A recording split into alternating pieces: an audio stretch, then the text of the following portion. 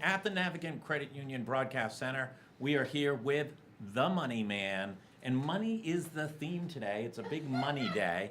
Um, let's start with the new job announcement. Governor Raimondo had a press conference this morning at the Providence Public Library. Why, I don't know what the significance of Providence Public Library. It's their second one there. And announced that Infosys, a Indian company, would be bringing over the next 5 years a reported 500 jobs to Rhode Island. Your thoughts? Well, there are two thoughts. On the surface, I think it's a coup for the state.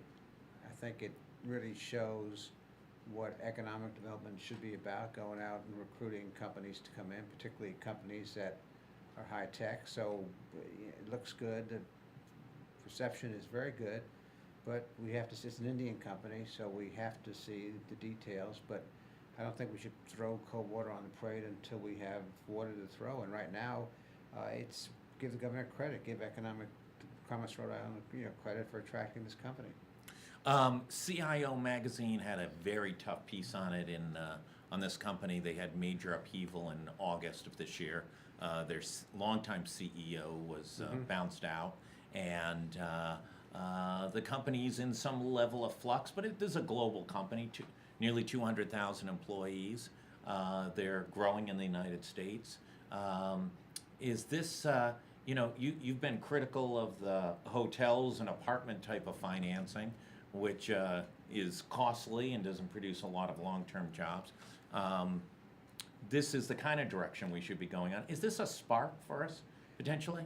There are a lot of sparks, but the fire doesn't seem to start. There's a big disconnect between what we're doing and announcements. We have good announcements. We've had Virgil Pulse. I think today's announcement was positive. I think the Johnson & Johnson announcement was positive. When it was made, the GE announcement was positive. We'll see what happens with that.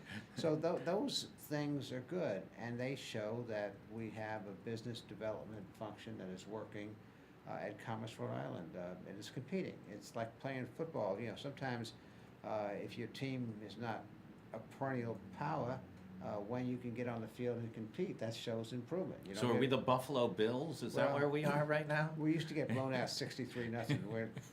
We're competing right now. We're going into the fourth quarter, and the game is not hopeless. We are not the Cleveland Browns. No. Only Cleveland deserves the Browns. So that's all positive. The other side of the coin, though, there seems to be a gigantic disconnect between those announcements and what you see on the street. Just a couple of numbers to throw at you to kind of describe this in the conversation. Our rate of job growth compared to Massachusetts and the nation lags. It's about half of what Massachusetts' rate is. It's about 2/3 of what the United States rate is. There's very slow growth projected by the Consensus Revenue Estimating Conference. They project that over the next 7 or 8 years, we're going to grow 9,000 jobs. That's less than 2% over, not a year. Well, now we only have 8,500 more to go. Yeah, well, we'll see where these jobs come from. You only get credit for jobs that are new jobs. You don't get credit for jobs that move across the street, like we're trying in Wexford.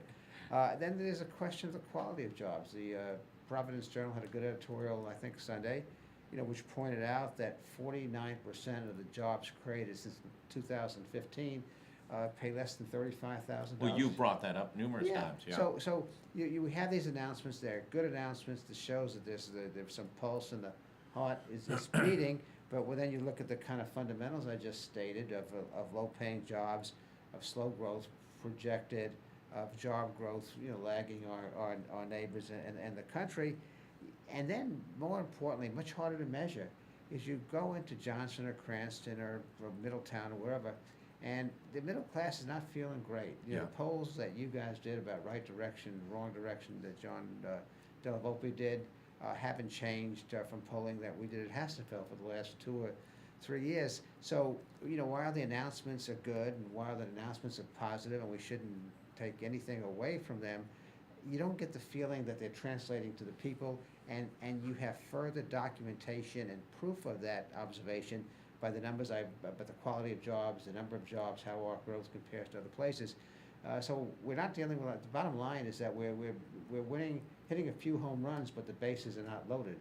And we're having some victories, but we're not changing there's no game changer yet. Well, listen, the last 3 months, Rhode Island's lost jobs each of the last 3 months, August, September, and October. So clearly the trends are not going in the right direction when national numbers are improving, except for the 1 month when there were the 2 hurricanes.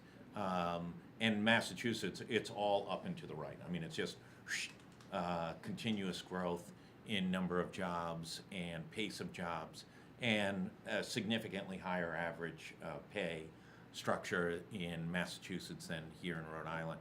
So while the announcements come, the number of overall jobs decline. Is there also a disconnect between the types of jobs she's announcing, which may be good for the long-term Rhode Island economy, if they stay, if they happen, and if they stay, but that they aren't going to be filled in many cases by Rhode Islanders? I hope in the case of this company coming today, they're not filled by immigrants, you know. Yeah. H1 people, H1, what do you call it, H1? HB1 visas, yeah. Yeah, well, you hit a very good point, because the connection between the type of jobs and the socioeconomic makeup of our population, you know, is really very problematic. And it gets back to something that is not original, been discussed a lot of times.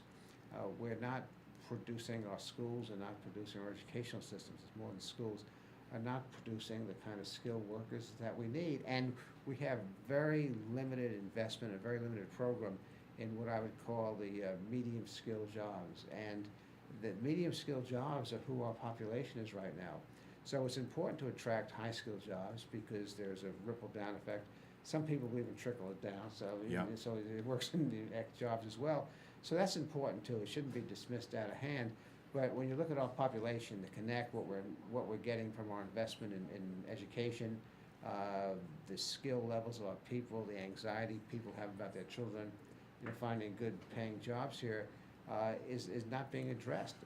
Well, we've got a couple other big hits coming. We've got Memorial Hospital, which is in the midst of winding down. There's a hearing this evening in Pawtucket on their application to close, Care New England's application to close the hospital. That's 800 employees, 600 full-time employees.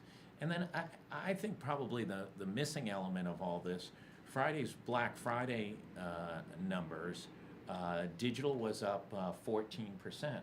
The digital retailer is going to have a record year, blow away all numbers, and is that the president? I'll tell you right now. That was the speaker. Who's the speaker? Not a Rhode Yeah. The retail numbers for brick and mortar are going to be gruesome come January, February of 2018. And I don't think there's any sense that we're prepared for that and what the potential of that impact is on the Rhode Island economy and on job loss. You know, those are decent jobs for many Rhode Islanders. There's customer service, there's training involved, there's some level of pay, especially at the higher levels in the management positions. And those are not easy things to turn and move towards another type of employment instantaneously. They're certainly not going to be taking a tech job over at Infosys. No, and that's true, but that's true all over the country. So on one hand, some of the jobs that we're creating that are high-tech jobs can be helpful in creating clusters, so we become more successful in Yeah. the cyber economy. So that's the positive side. There are spillover effects, potential spillover effects, and you're bringing in people with skills.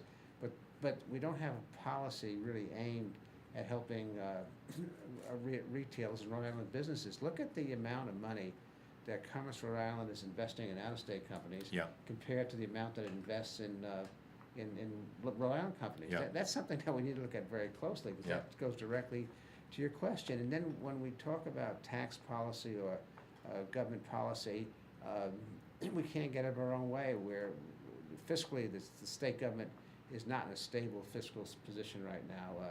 You look at the projected deficits, you look at revenues not meeting estimates, you look at overspending. You know, what happened to all the savings that we won't get from Medicaid? We just seem to overspend and overspend. Yeah. And so there's pressure to obviously balance the budget and get the fiscal house in order. When you're working on that, you can't do things that are helpful to existing Rhode Island businesses. For example, one tax that I would look at very closely of eliminating It cost $181 million. You'd have to phase it out over a long period of time. But if you really wanted to help small business, get rid of the tangibles tax. That's the first one. I look around, we're just walking through this office, and I look in the windows of, what Yeah. tangible property retailers have. That would be a tremendous, benefit. That would position the state. And yet we don't talk about that. We talk about giving hotels. You and I joke about this all the time. But the fact of the matter is we've given $20.2 million as tax incentives to people to build hotels, those 4 or 5 hotels. Now, our occupancy. Are you a sucker if you come to Rhode Island or expand in Rhode Island without getting the full cadre of all the different goodies that they hand out over at Commerce? You get the employment tax, you get Rebuild Rhode Island, you might get this WAVE subsidy, you then get a tax stabilization from your host community. Is it de facto a disincentive for local Rhode Island companies not to make the investment or make the expansion because they don't seem to get the same level of treatment? The only Rhode Island company that I can remember off the top of my head, and I'm sure I'm wrong, was A.T. Cross. Got a couple $1 million, and they just got sold to some California firm. And that was a political deal. It was a bad deal from day one. It stunk. There was questions raised about Commerce Rhode Island. It was done on the perception that we didn't want to lose an old company, even though the old company didn't produce what it used to produce when it was an old company. I look at it a little bit, differently. I think if you're in business, you're not a sucker if you don't take government largesse, because you've made some wise business decisions, you understand your market, Yeah. you're keeping the government out of your hair as much as you can, and you're providing services to your customers. I think the real suckers are people that because they need a government subsidy in order to get, because the market's not strong enough, Yeah. get the subsidy, and then the people that invest in those companies are eventually losers. Yeah. So I look around and I look at 4 or 5 hotels, getting $20 million. I look at 4 or 5 hotels being built without subsidies. I think the suckers are the ones that are taking the subsidies because government does a crappy job when it tries to pick winners and losers. Yeah. Let's talk about the state's financial situation for a minute. It's not good. It's shockingly not good considering how overall business, as we knew it in the past, overall business fundamentals were, low interest rates, well-performing stock market, low unemployment. That's the formula for big state surpluses, right? I mean, those are all the fundamentals that make the state fat, happy, and rich, and we're launching new programs, and we're hiring more people in state government, we're providing new services, but in fact, it's the invert. And the impact of that, both in this fiscal year and in next fiscal year, could be fairly significant, especially with some things changing in Washington. Well, the impact, is that we really haven't got control of our spending. Yeah. You hear the old story that the finance professor said, don't worry about taxes, worry about spending, and taxes will take care of themselves. I look at the departments this year, overspending their budgets. I think the reported figure from the state budget office is $74 million, if that's correct. We miss revenue estimates, but because we have no margin, even when we have decent estimates and miss by 1-2%, which you don't want to miss by 1-2%, but that doesn't mean you're doing bad revenue estimating. It throws us into a cocktat. It creates a crisis situation, and we really haven't come to grips, with the way state government is being administered. We have programs that giving out millions of dollars in corporate welfare. The return on that doesn't happen tomorrow. In defense of giving out those dollars, if you looked at what happened for good projects like the Research Triangle in North Carolina, Yeah. it was 2 decades before they got the return on that investment. But we don't seem to have a strategy, a focus. We can't cut social programs. 170,000 of our people, 17% are on food stamps, about a third are on Medicaid. Our economic base is not growing, so that's a formula for unsustainability.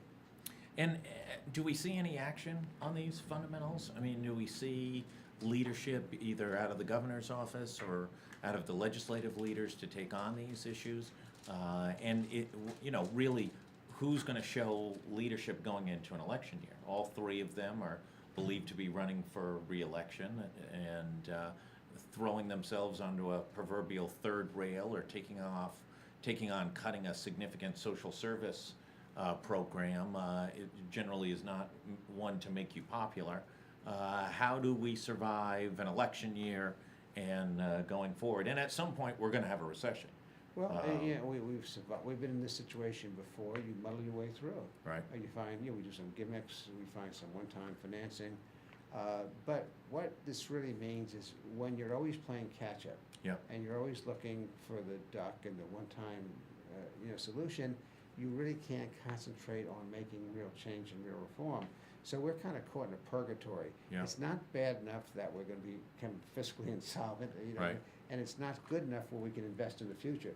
So we're in that gray area, and we're having trouble getting out of our own way. And so we muddle through. Politicians try to satisfy existing constituents.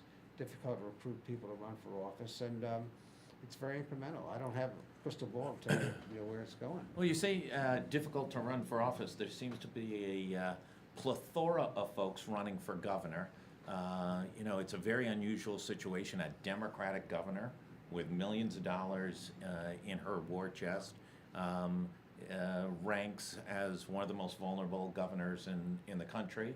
Approval Sure. ratings are low, and we've got somewhere between 2 and potentially 4 Republicans, and certainly one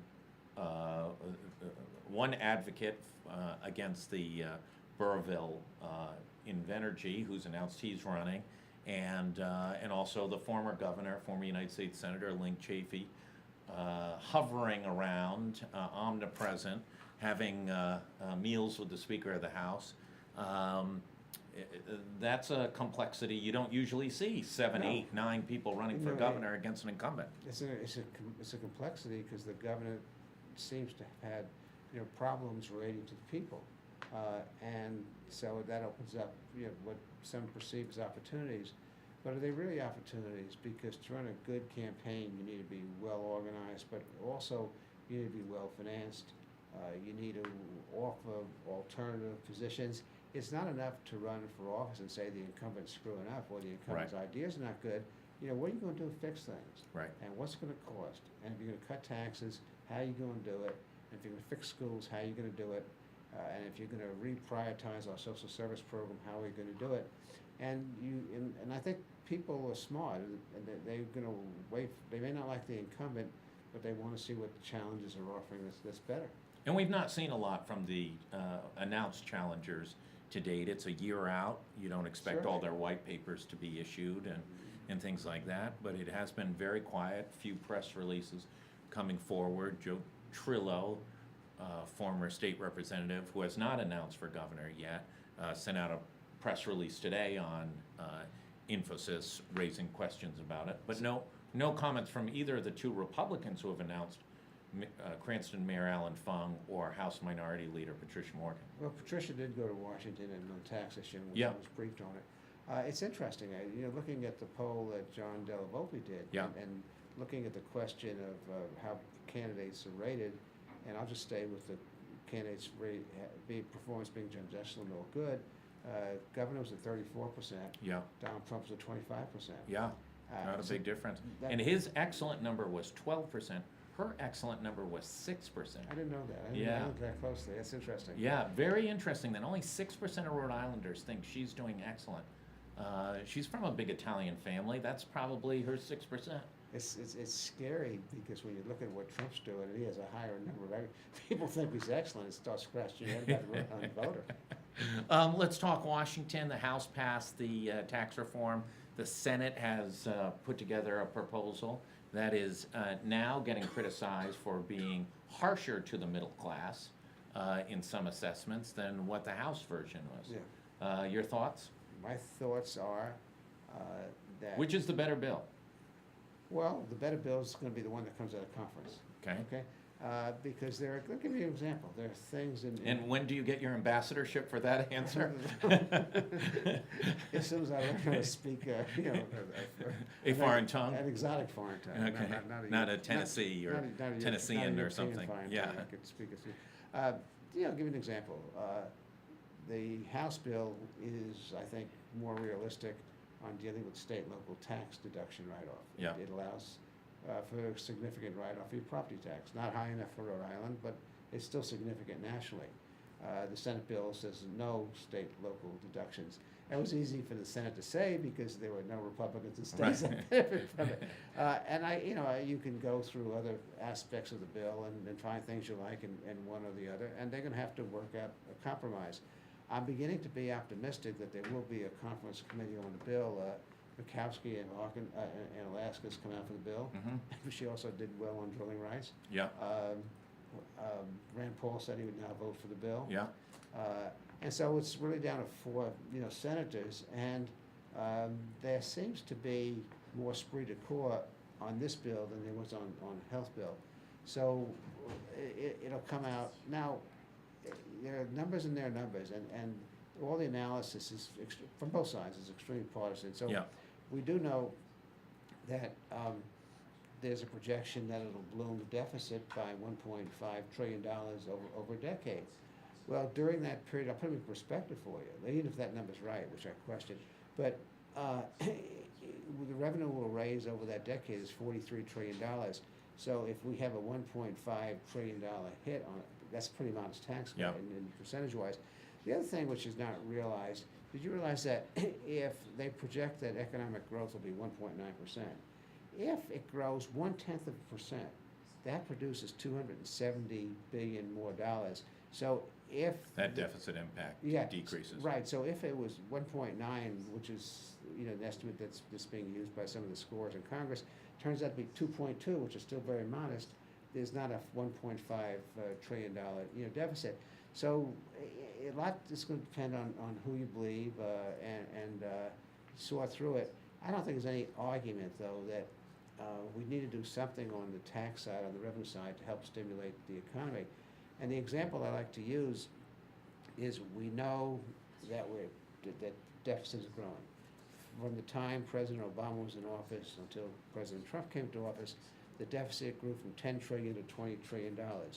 That's point one. Point two is we know that no politician is going to touch Medicaid, Social Security, going to increase defense spending, and has to pay the debt. That's 90%. Right. So you can't Get there from there. Get there just on the revenue, on the spending side.